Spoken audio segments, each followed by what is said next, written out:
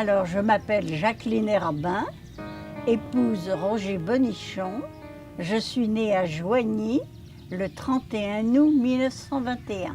J'ai commencé la résistance le jour où j'ai vu le premier Allemand, c'est-à-dire en 1940, jusqu'au jour où j'ai vu le premier Américain le 21 août 1944.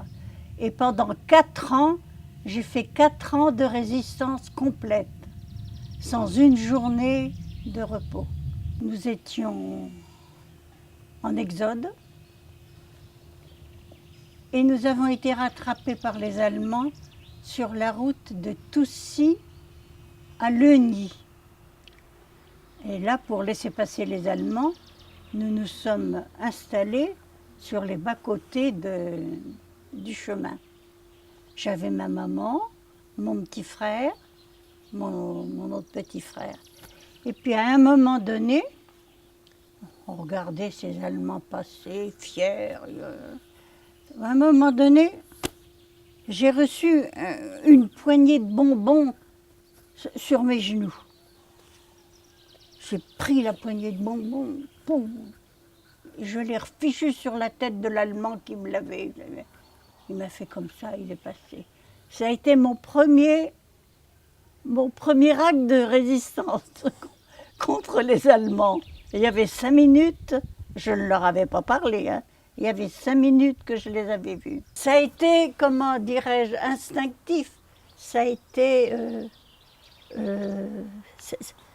instinctif, viscéral, c'est instinctif, quoi. Ça... Pourquoi j'ai pas réfléchi, j'ai pris les bonbons, l'air de dire j'ai pas besoin de tes bonbons, des bonbons qu'il avait peut-être volés, si ça se trouve. Bon. Enfin voilà, j'étais institutrice à l'époque, j'avais 19 ans, j'avais eu mes 3 parties de brevet supérieur et j'étais institutrice à Chassis, un petit village de l'Ayentais. Et je suis revenue à Joigny. Et puis 15 jours après,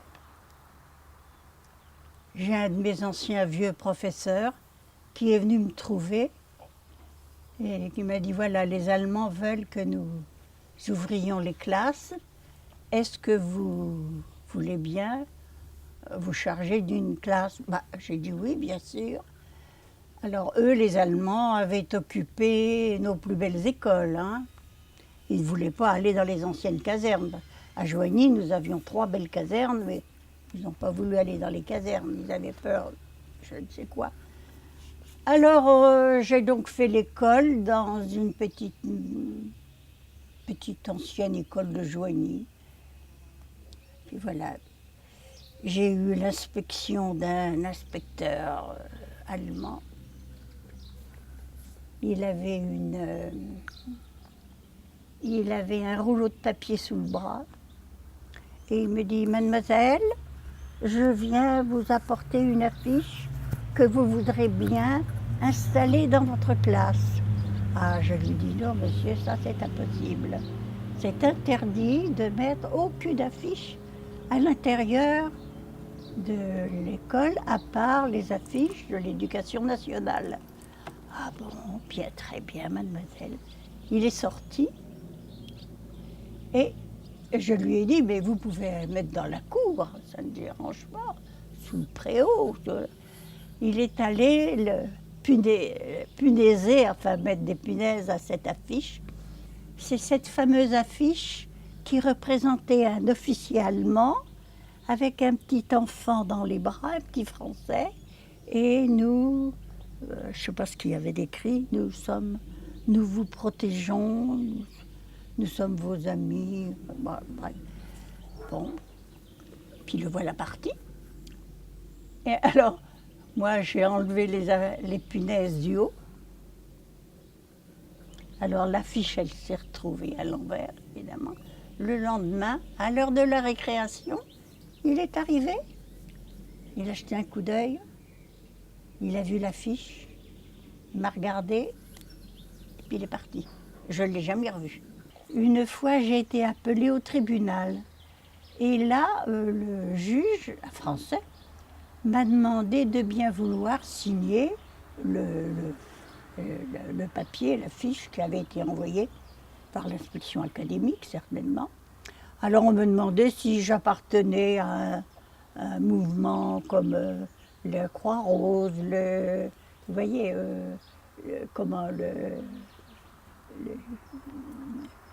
tu vois, ces associations.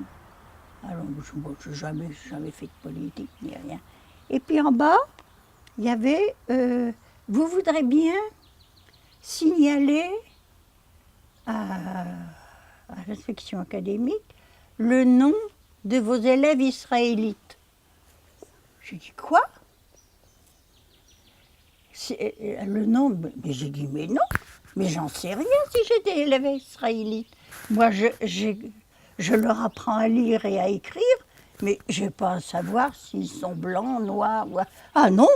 Ah, je dis ça non, ça je ne signe pas ça.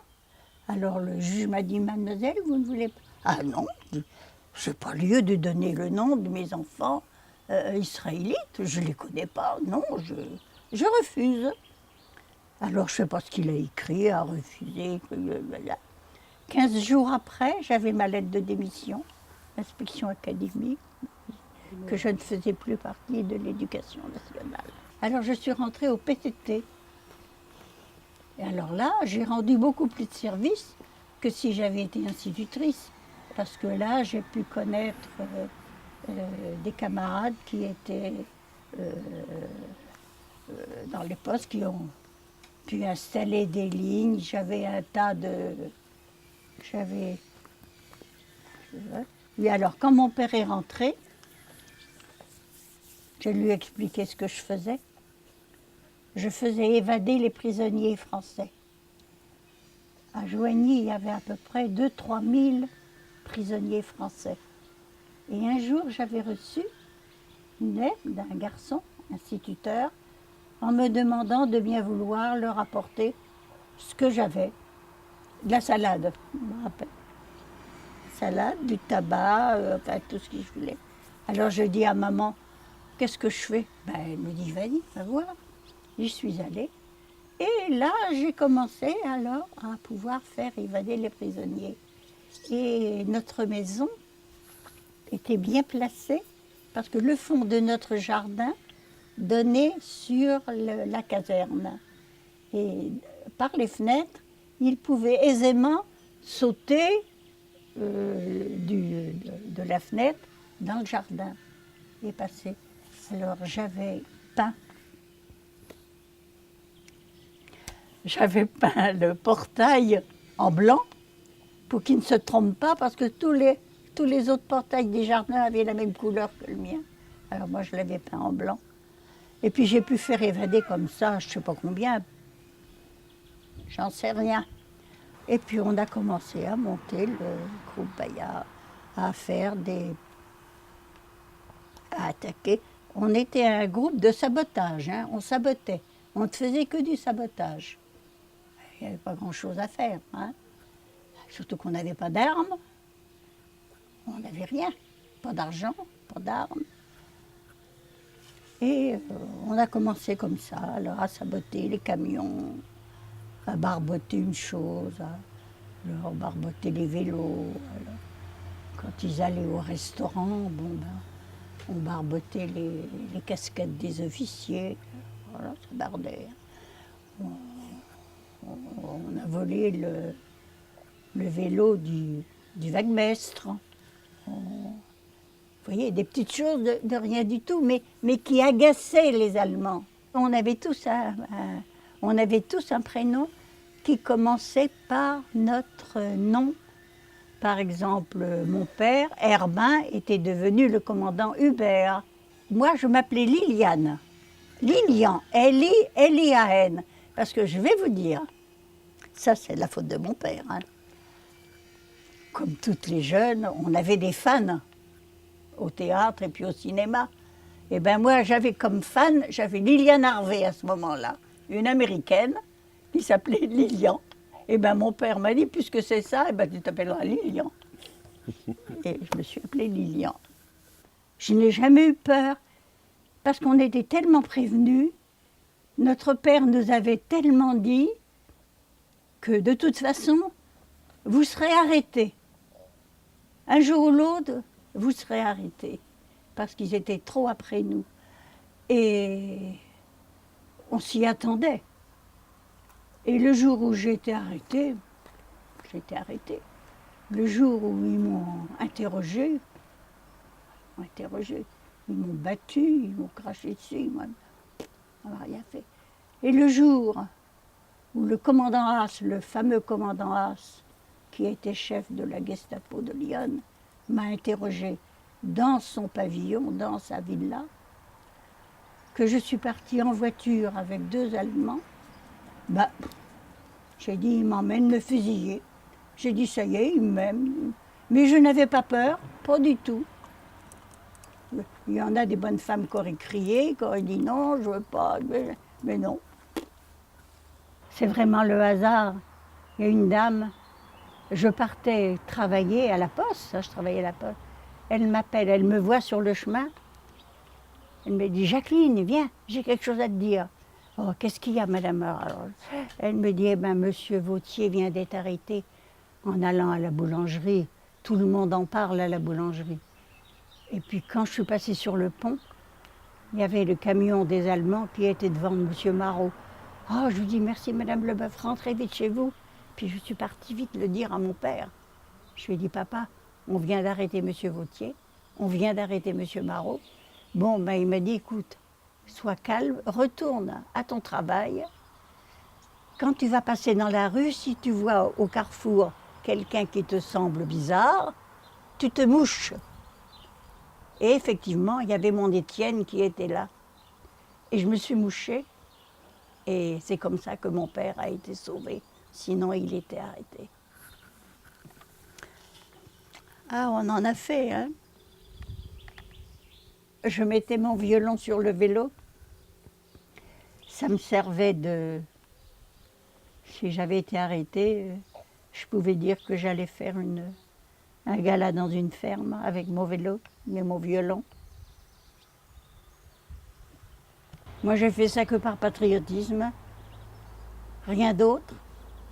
Pas politique, on n'était pas politique à la maison, on ne faisait jamais de politique. Patriote, simplement parce que j'aimais mon pays, j'aimais la France, j'aimais mon pays. Voilà, c'est tout, c'est juste cette... Ça a été juste ma motivation, moi, le patriotisme. Je vous l'ai dit, c'était viscéral, c'était naturel pour moi.